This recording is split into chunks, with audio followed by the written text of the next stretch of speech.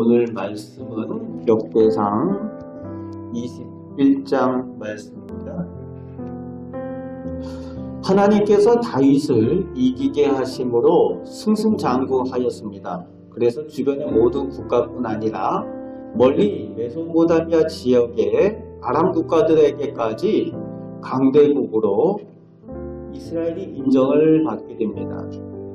모든 것이 성공적이고 나라도 평안하게 잘 되던 때에 오늘 본문이 시작을 하면서 사탄이 일어나 이스라엘을 대적하고 다윗을 충동하였다라고 시작을 하고 있습니다.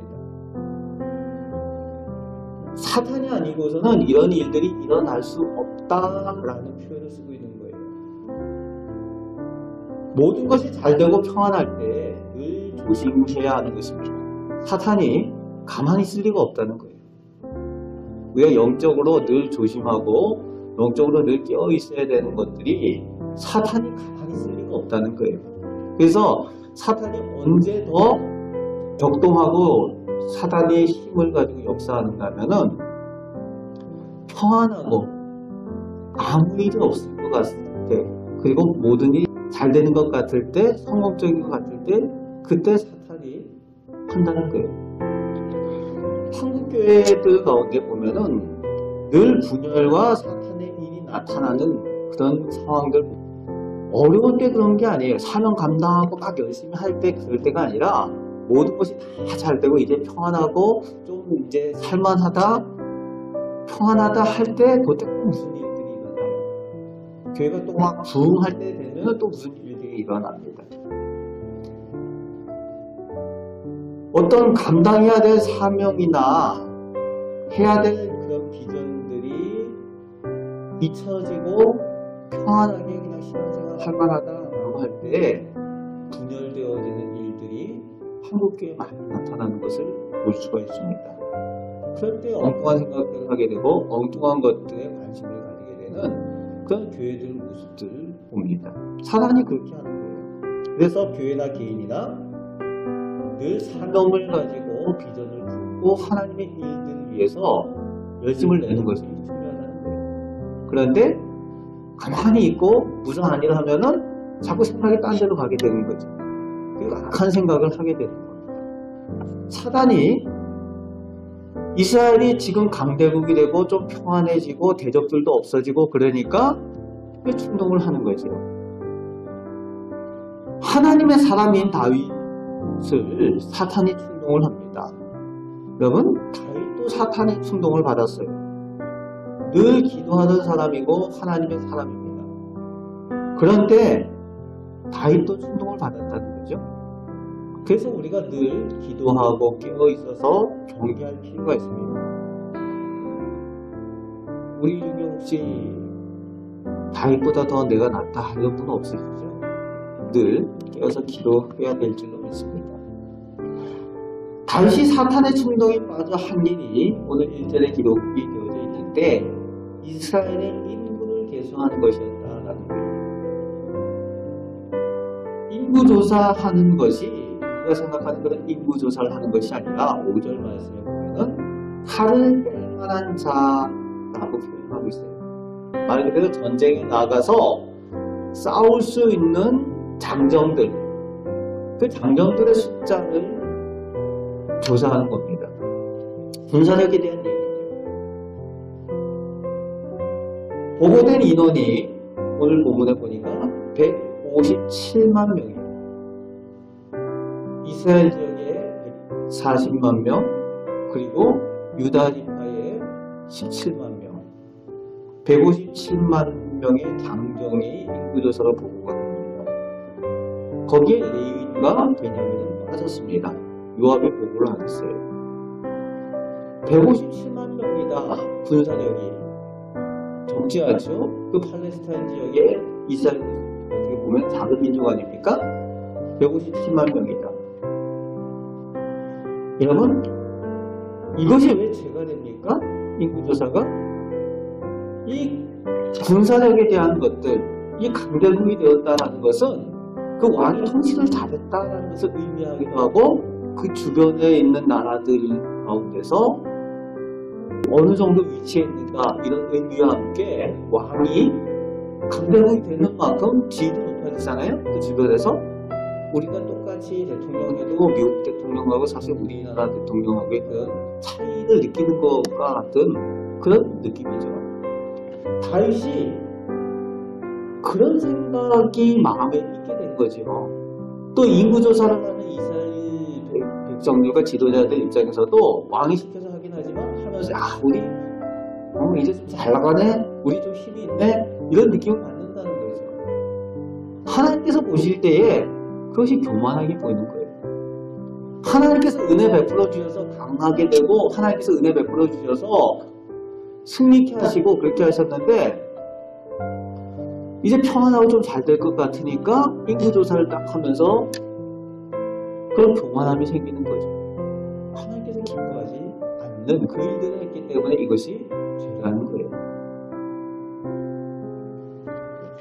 그래서 스스로 강한 나라가 된 것처럼 스스로 군사력을 가진 것처럼 하나님의 영광을 도둑질하는 일들이 되어져 버릴 수 있기 때문에 하나님께서 기뻐하지 않는 일들이었다는 거죠. 요압이 그것을 말렸지만 다윗이 재촉을 해서 하게 됩니다. 어떻게 해요? 왕이 시키듯이 신학을 해야지. 하는데 그것을 하나님께서 기뻐하지 않으셨다라는 거죠.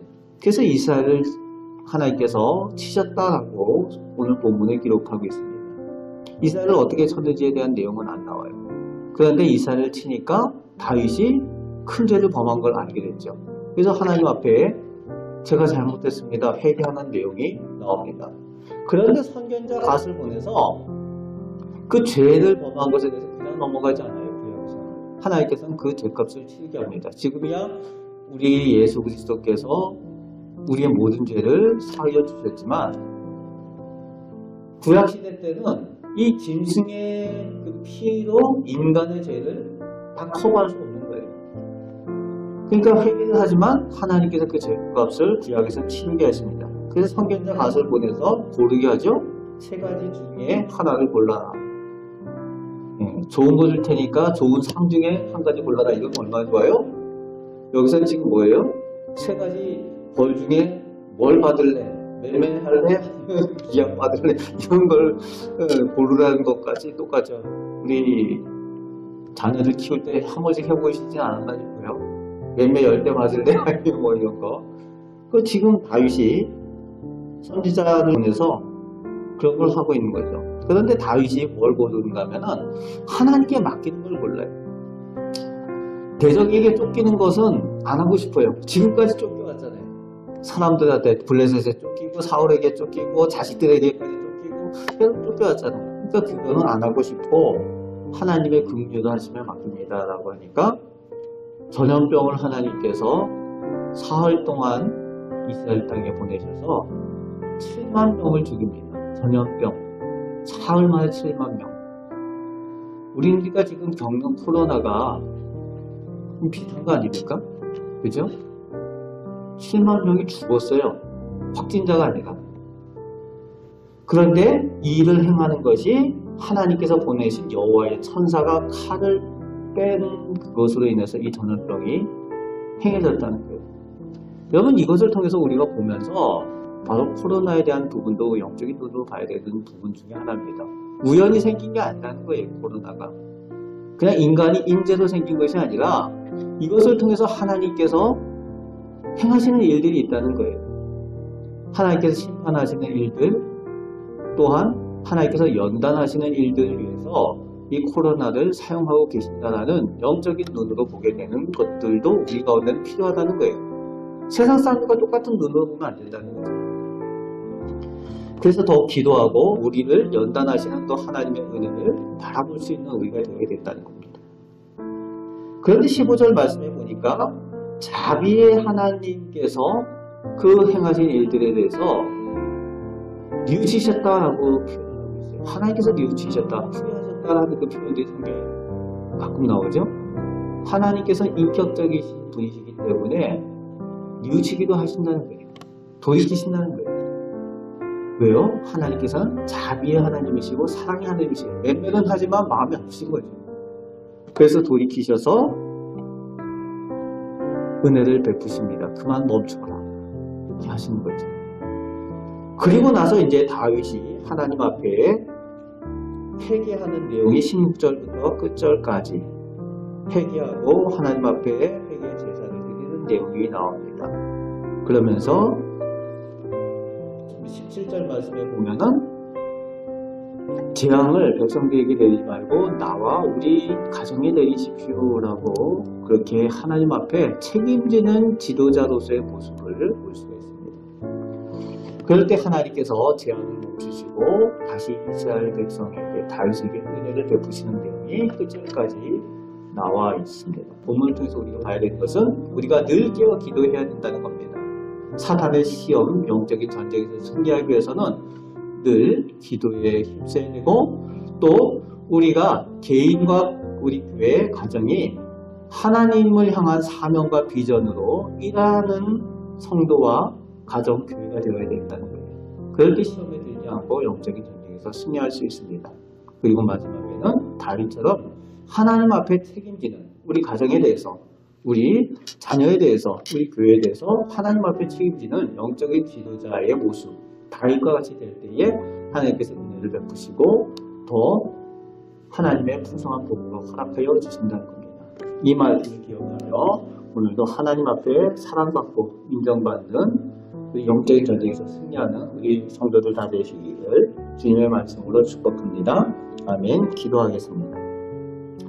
은혜가 풍성하신 아버지 하나님, 오늘 하나님 앞에 나왔습니다. 오늘 다윗과 이스라엘 백성들의 모습을 보면서 저희들의 모습을 보며 한국교회의 모습을 봅니다. 하나님께서 기뻐하시지 않는 모습이 아니라 하나님께서 영광 받으실 일들, 또 하나님께서 베풀어 주시는 사명과 비전을 향하여 열심을 내는 우리 모두가 되게 하여 주옵소서. 우리 안에서 하나님께 은혜 받고 복 받는 하나님의 사랑을 체험하며 살아가는 저희들 되게 하여 주옵소서. 오늘도 기도할 때에 저희에게 은혜 베푸심을 믿습니다. 감사를 드리며 우리를 사랑하시는 예수 그리스도의 이름으로 기도합나이다. 아멘.